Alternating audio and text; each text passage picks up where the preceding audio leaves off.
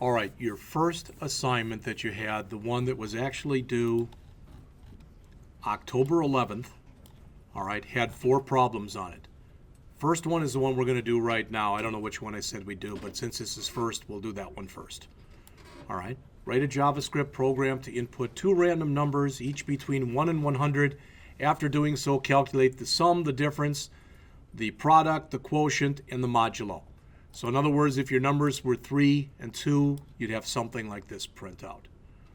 For the quotient, print it out to 2 decimal places. Even though I only showed it as 1 here, that's not a problem. Put the thing in a loop so it can be run multiple times. So I'm going to do that one right now. All right. Then on Wednesday, I'm going to do this one, which is the leap year one. Okay, that was half your assignment. The other half of your assignment was to do this coin flip program. There are copies of that over there, so all you have to do with that one is just key it in. So there's copies back there. And this payroll iteration program. These were all comments. Everything that you see in here that's blue, that's all comments. All right? So the only thing you have to key in is the stuff that is on there that it's not comments. You can put the comments in if you want, but that'll take you quite a while. Now, if you did what I asked you to do at the beginning of class, all right, so if you came out here and you went out to the P drive for the class,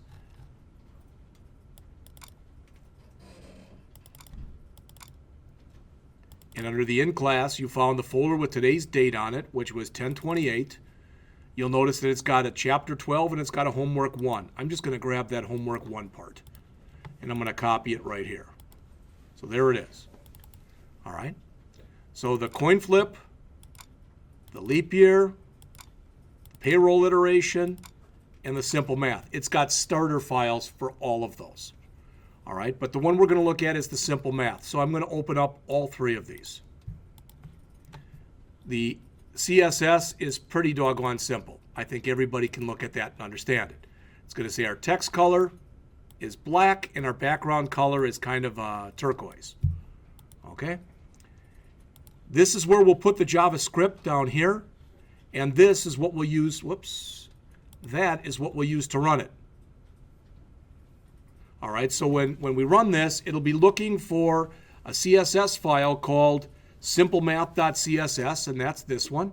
And it'll be looking for a JavaScript file that's called simplemath.js, and that's this one. When it finds it, it'll run main, which is what we're going to write right now in here. Hopefully I said that kind of fast, but hopefully it made sense. So again, this is what we want to do. That's the comment that's in green. I'm going to make this a little bit bigger so that people can see it. And I'm just going to start typing. So we're going to have just one function in here that's called main. All right. Now we want to add 2 numbers together so we can call those numbers whatever we want, correct? So let's, we'll create some variables here. So the first one, we'll just call it what it is. Number 1, we'll set it equal to 0. And then number 2, and we'll set that equal to 0. Somebody tell me, what other variables do we need in this program? I'm asking you, what other variables do we need in this program? Look at the specs up above. What else is in here? Come on, somebody's got to know this. Some, all right. All right.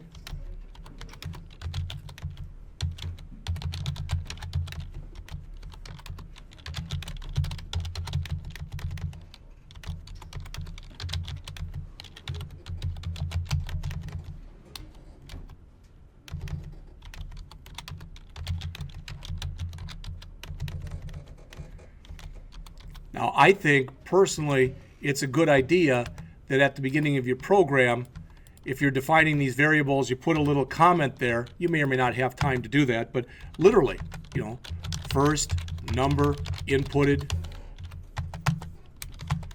second number inputted,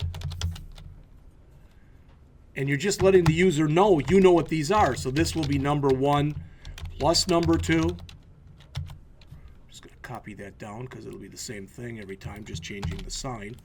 This one will be number 1 minus number 2. This one will be number 1 times number 2. This one will be number 1 divided by number 2. And finally, this one will be number 1 modulo number 2. I'm asking this, and be honest, does all that make sense? So these are our two numbers that we're going to play with, and these are the operations we're going to perform on those two numbers. That's all we've got. All right, so far that's it for what we have. Now, we might need other variables. Yeah, we'll need a loop, but what we're told to do, and going along with that, is we're told to allow the person, if they want to run the program several times. All right? So I'm going to have a variable that I call again. And I've done this kind of lecture before where people will say, well, since you want it to continue, why don't you call it continue? In most programming languages, the word continue is a key word. The word again is not. So that's why it's the only reason I'm calling it again. And that's going to be my program continue variable. That's it. As far as I know, that's going to be it for all the variables that I'll need. Okay? I could do other stuff, but I'm just going to leave it right there. All right. So I'm going to say, in fact, I don't want to set, it's my program continue variable. I don't want to set it to that. I want to set it to y, which means yes, I want to continue the program. Sorry. If you're following along, I just changed this line. I originally set it to 0, but I'm going to set it to y. Y for yes. All right? Okay. So what does this line of code mean? I'm asking anybody who wants to answer this. In English, what does this line right here mean? Yeah, if the program continue variable, if it's set to y, you're going to do the stuff in the curly braces again. Okay? Thank you, Jelani. You're right. Okay? Does that make sense to everyone? So it's, what do we want to do? All right, well, the first thing we want to do is we want to generate our random numbers.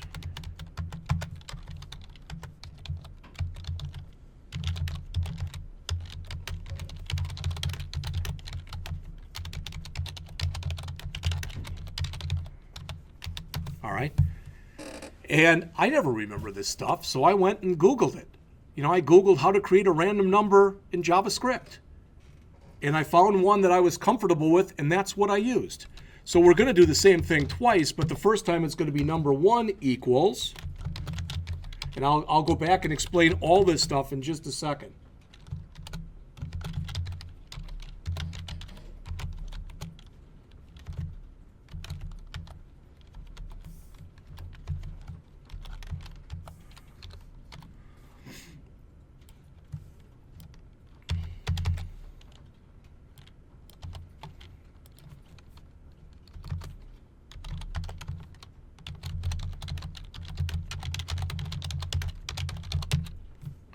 All right.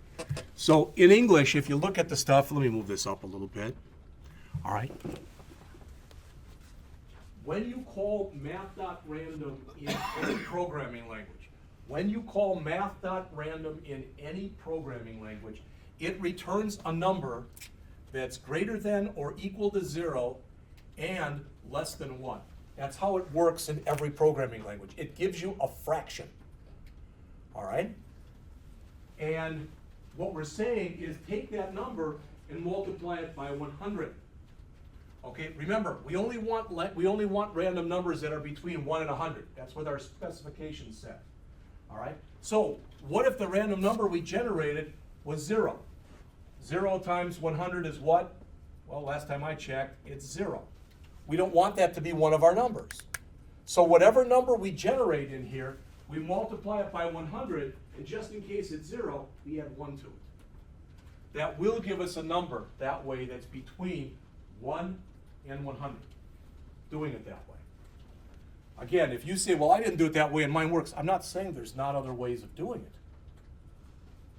All right? And the other thing there says math.floor.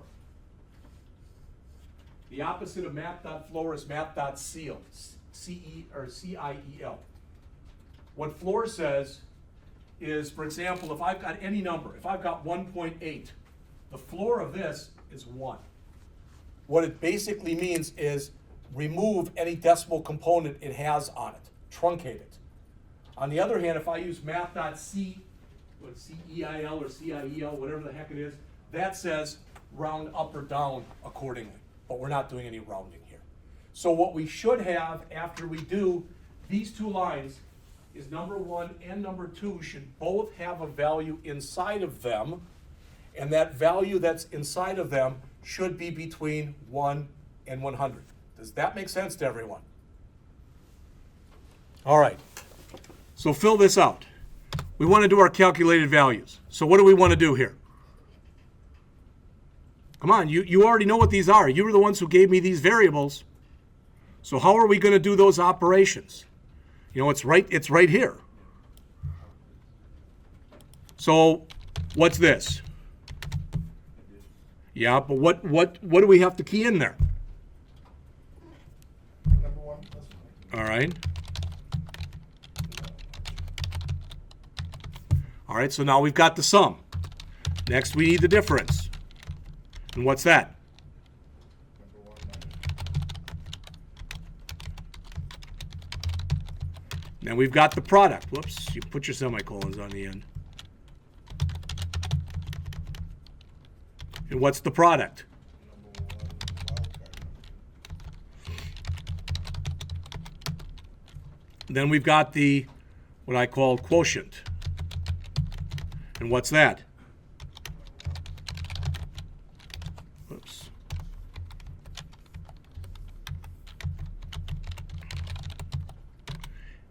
All right, and finally we've got the modulo. If you feel better calling it remainder, call it remainder.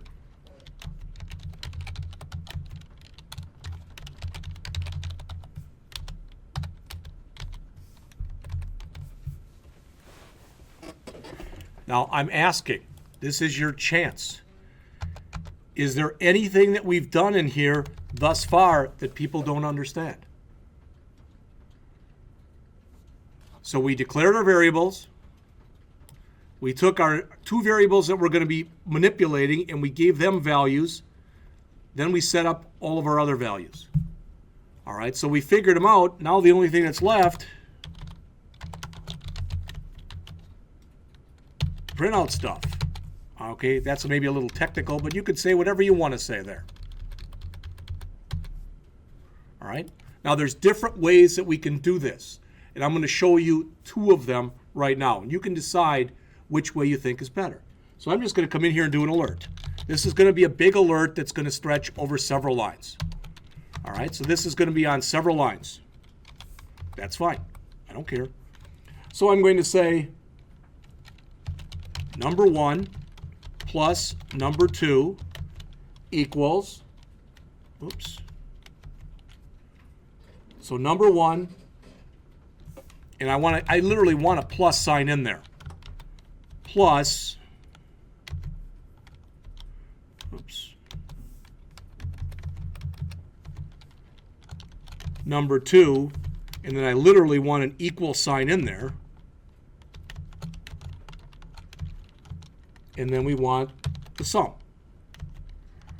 And we'll add to that a \n and another plus. So right now, let's assume, if you look, everybody look on the screen here. Now let's assume I've got 2 numbers. The first one it gives me for number 1, and I'm making these up, I don't care what they are. It's 87. And the one they give me for number 2 is 43. All right, so what that should print out right there is 87 plus 43 equals 130. Does that make sense? That's exactly what we'd want to print out there. So we're going to do this every time. So I'm just going to copy this down 4 more times, and then where it's got sum, I'm going to change it to difference, then I'm going to change it to product, then I'm going to change it to quotient, then I'm going to change it to modulo. That's it for the program. That's the whole program. All right.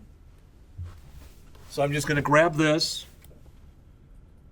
copy it to the clipboard, come down to here, oops, and paste, and paste, and paste, and paste, and then come back and change them. So that's minus, that's times, that's divide, and that's modulo. And these will all have to change also. That's difference, that's product, quotient, and modulo. And after the last one, I don't need a \n, so I don't need all that stuff there.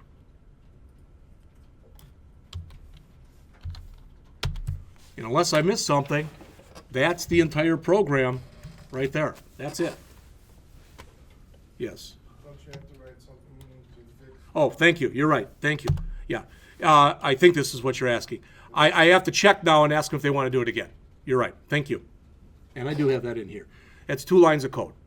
But is there anything that's in here that doesn't make sense to people? And you're right, and Damien, it's a really good point, because if right now we did it this way, we've been in an infinite loop, which we don't want to have. So now, we have to come in and ask the user if they want to continue the program. So run program again. Bless you. And so I'm going to set again equal to prompt. Do you want to run the program again? And I'm going to tell them to put in either a Y or an N. All right, and I can tell them that all I want, but that doesn't mean they're going to do it. And I will set it up so it defaults to a Y. Okay? But remember, I'm telling them to type in Y or N. True or false? The answer is true. Wouldn't it be possible for them to type in yes instead of Y? So we only care about the first character that they're typing in.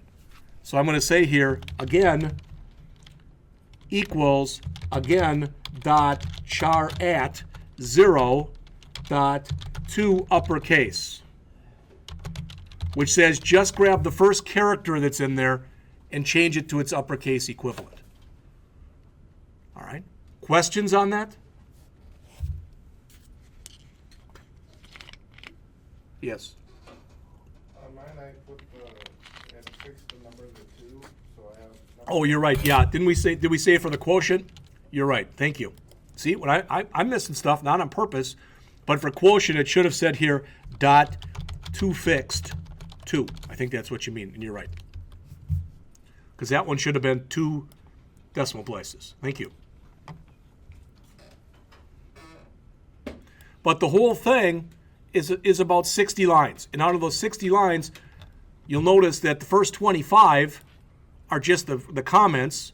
We've got blank lines in here, probably 5 or 6 blank lines, and 2 or 3 lines were the comments. So there's probably in the area of 20 total lines of code in the whole program. All right, so I'm going to save this. I'm going to go back to my HTML file, and I'm going to try to run it, because I could have made mistakes typing in, but there they are. There's my numbers. There's 69 and 36 are the ones that were generated. All right, do I want to run it again? Yeah, I'll run it again.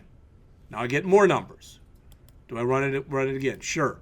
So eventually I'll have where my first one is smaller than my second one, so I'll get a negative number. So who cares? A couple people asked that. They said, can I check? And if the second one is bigger than the first one, can I flip them? I don't care. You didn't have to, but you could have if you wanted to. All right. Is there anything in that program that doesn't make sense? Because this is your chance to ask.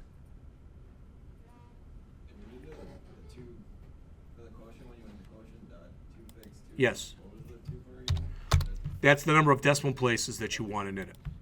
All right. So again, good question. This right here meant have it be 2 decimal places.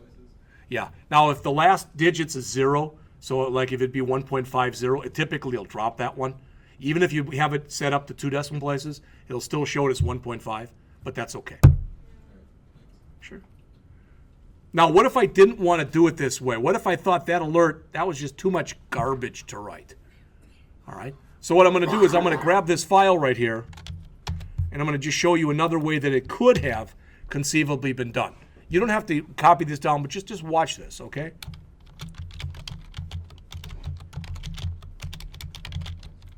I'll call it Simple Math 2, not JSP. All right. If I didn't want to print this out as one big hairy alert statement that I just didn't like, I could have added another variable in here. I'm going to call this variable string because it's going to be a string that I'm going to create. And I'll set it equal to the empty string, which means there's nothing in it. All right, so this will be my output string. So again, I could have called it output, or I could have called it output string, or whatever. It doesn't matter. All right, but there's nothing in that string. But I want this, so I'm going to take the stuff that I've got in here, and I'm just going to grab all of it, basically. But I'm going to say now, I want to take what's in my string, and I want to append to it, which is plus equals. I want to append this. And then I want to go in and I want to do another append.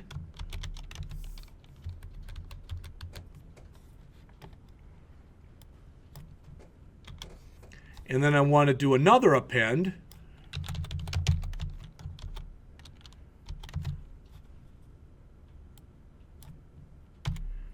And then I want to do another append.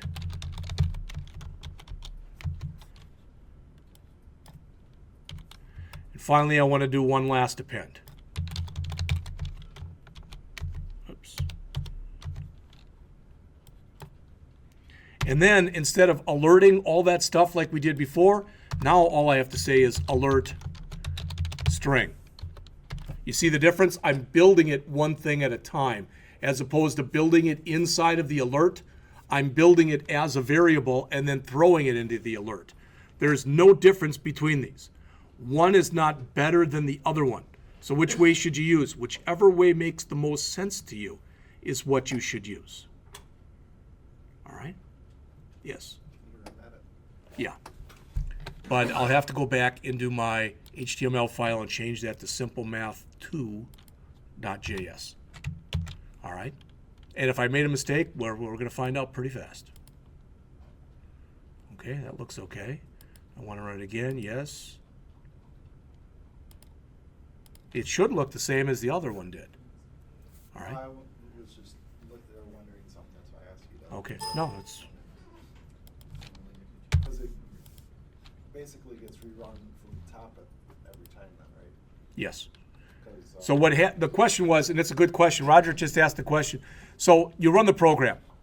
It gives you these two values. It figures all this stuff out, and it sets up the string. It alerts the string. Then it comes back, and if I set a Y in there or yes or whatever, then what happens? Regardless of what I put in, when this line gets hit, it grabs what's in that first character and it goes right back up to here. But the way you have it written there, wouldn't that keep appending?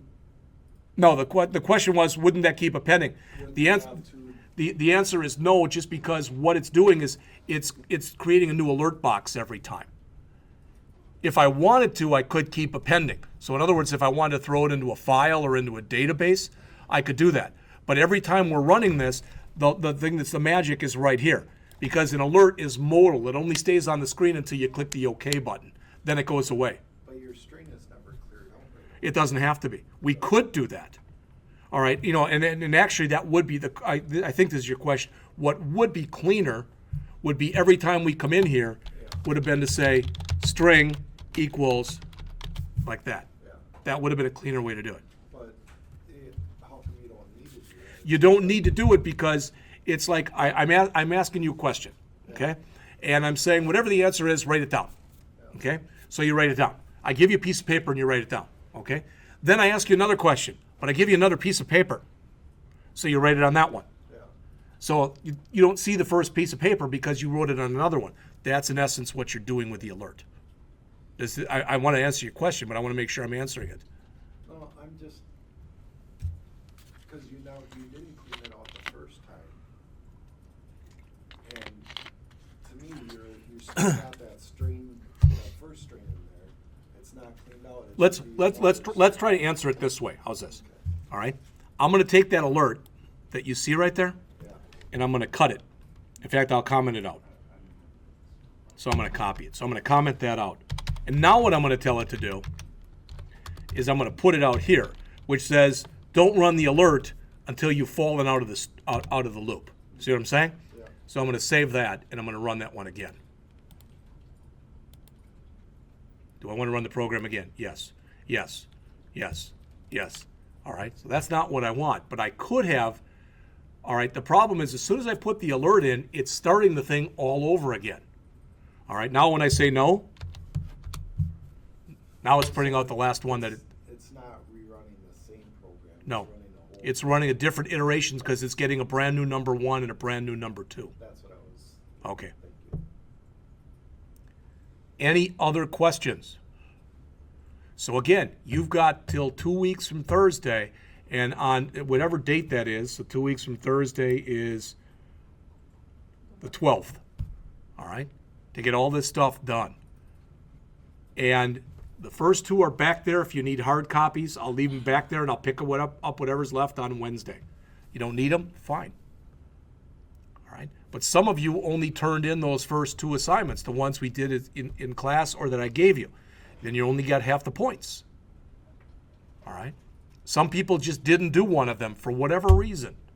So this is your chance to go back. So what we will do on Wednesday rather, is we'll go over the other one, which is the leap year problem. It's not much bigger than this is. Any other questions on this? So I'm taping this, so if I went too fast or if you need help, you can go back and you can watch the tape if you have an interest in doing so. All right, but I'm not going to save a hard copy of this out there. Any other questions? I appreciate the questions. All right, that's all that I had then.